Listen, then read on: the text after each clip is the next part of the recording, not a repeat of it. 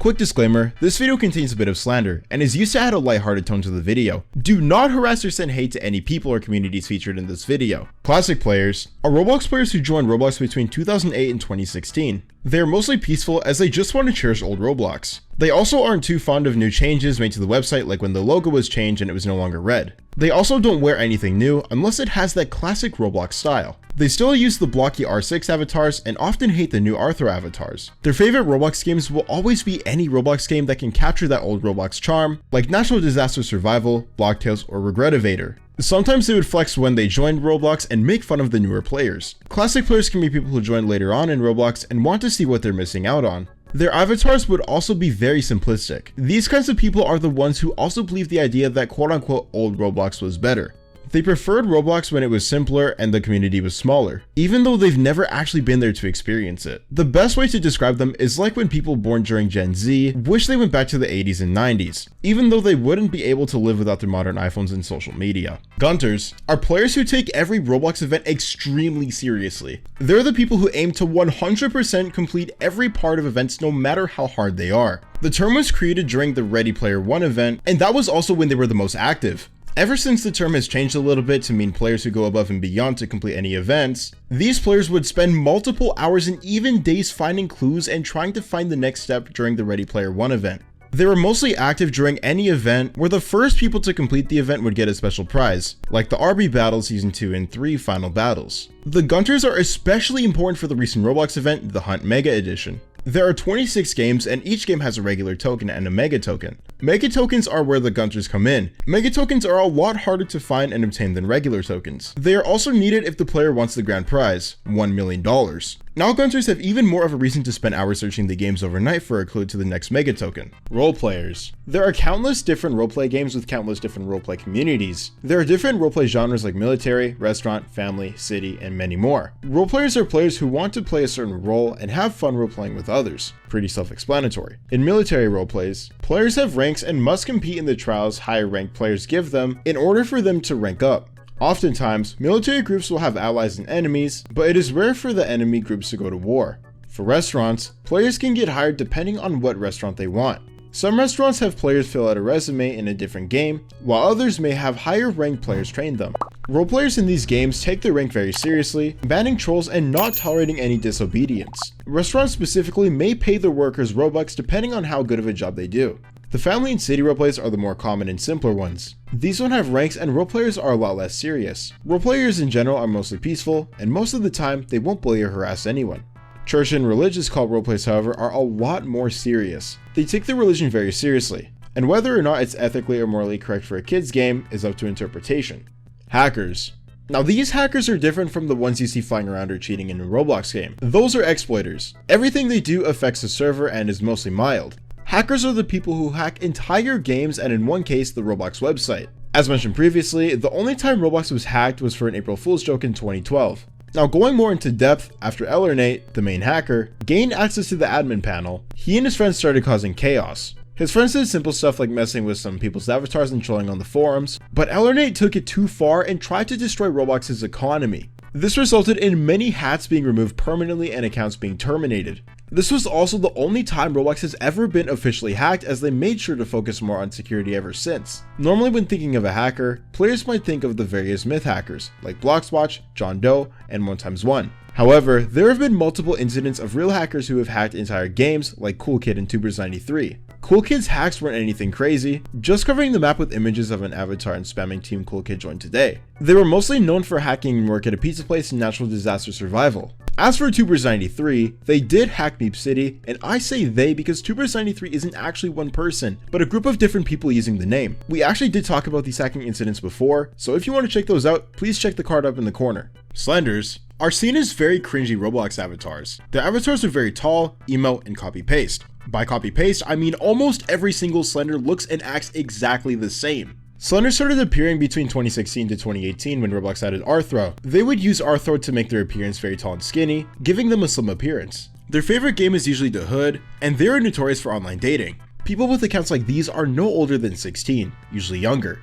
They also love to play Ragdoll Engine and Catalog Avatar Creator because they can flex their avatars and record TikToks. They're also really obsessed with having a headless head since it makes them look cool. Since most of them are too young to pay $300 for the actual Headless Horseman, they resort to getting fake UGC versions instead, even though they usually end up getting removed by moderators anyway. Slenders aren't just disliked for being cringe or unoriginal, they're disliked because they are known for being extremely toxic. Things didn't really get better when Roblox decided it would be a great idea to give a platform like this voice chat.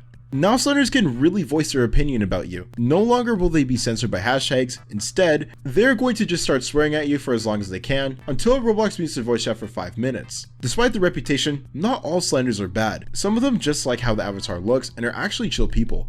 Developers quite literally made Roblox what it is today. Sure, there are moderators, admins, and David Baszucki himself, but nobody would be playing Roblox if it didn't have the games it has today. Developers aren't given enough credit for just how hard developing is. Even when using tools like ChatGPT, it still can't create an entire game for you. Yet. Though we can agree that some developers are just promoting things like gambling, specifically to young children, which constantly causes Roblox to be banned in other countries and many lawsuits. But Roblox won't do anything because simulators make money from gambling, and Roblox likes money. There's also the weird surge of developers getting outed as EDPs. The Roblox anime community has it the worst. The developers have to constantly avoid copyright so they don't become the next Pokemon Break Bronze. Anime tower defense games and simulators are quite literally copied and pasted from the last with maybe a single extra feature. Games like a certain Naruto game I won't name, but they know who they are, have over 20 game passes, enough to make Pet Simulator X look charitable. Then there's closed community games, which half the time are people paying for a game that's not out, and sometimes never comes out and just runs with all the money they made.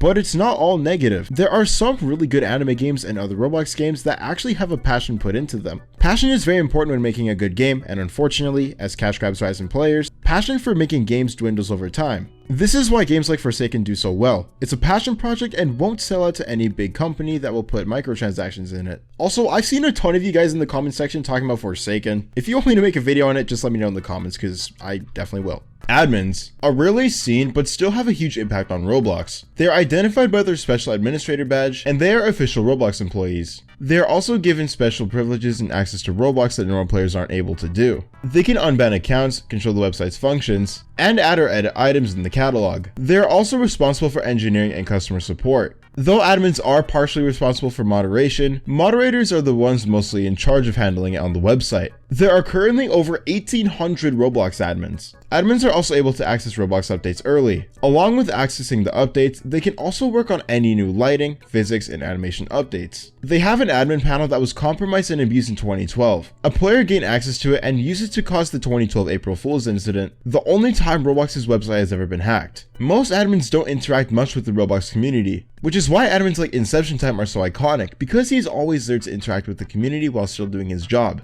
These admins are the main Roblox admins, but individual games may also have their set of admins. These admins can basically do anything in the game without actually editing the game itself. They can have special abilities to make the experience more fun for any players on their server. They also usually have an admin panel.